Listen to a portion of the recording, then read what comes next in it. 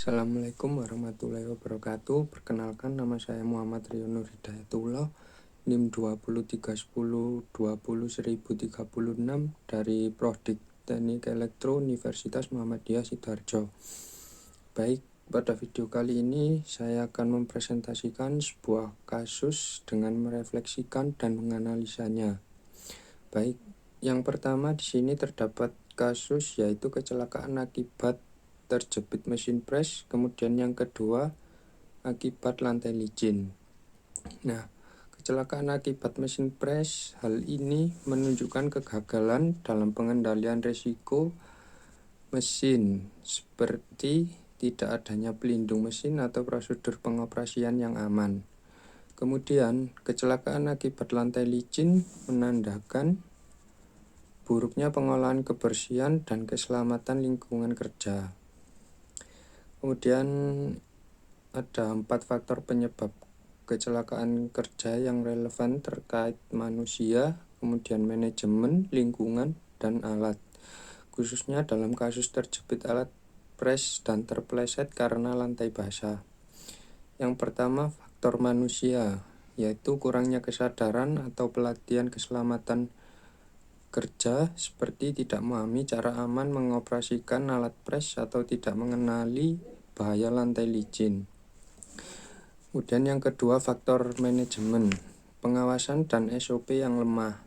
Misalnya tidak adanya prosedur kerja standar SOP, penggunaan alat press, atau tidak adanya sistem pelaporan dan pembersihan tumpahan di lantai.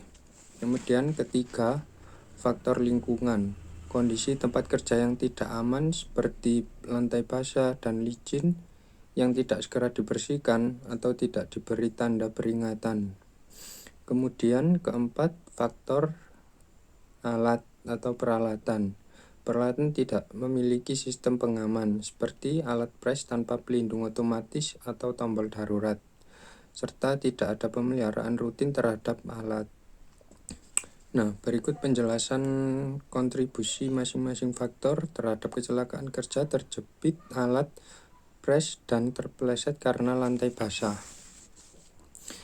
Nah, ini yang pertama ada faktor manusia, kemudian kontribusinya kurangnya pelatihan dan kelalaian pekerja dapat menyebabkan mereka mengoperasikan alat press tanpa memperhatikan prosedur keselamatan, seperti meletakkan tangan terlalu dekat dengan bagian yang bergerak.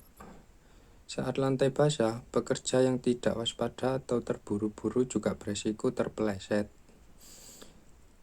Kemudian contoh kontribusi nyatanya yaitu pekerja lupa menggunakan APD, sepatu anti-selip, atau tidak memeriksa kondisi alat sebelum digunakan. Nah, baik, yang kedua faktor manajemen, kontribusinya yaitu tidak adanya SOP, pelatihan rutin atau pengawasan membuat pekerja tidak memahami resiko dan cara menghindarinya. Manajemen yang tidak menyediakan sistem pelaporan tumpahan atau tidak menindaklanjuti laporan risiko lingkungan turut berkontribusi pada lantai yang tetap basah dan berbahaya. Kemudian contohnya, manajer tidak membuat jadwal pembersihan area kerja secara rutin dan tidak mengadakan briefing keselamatan harian. Lalu yang ketiga, dari faktor lingkungan, kontribusinya yaitu lingkungan kerja yang tidak tertata atau tidak dipelihara seperti lantai yang licin, penerangan buruk, atau area kerja sempit, kemudian meningkatkan potensi kecelakaan.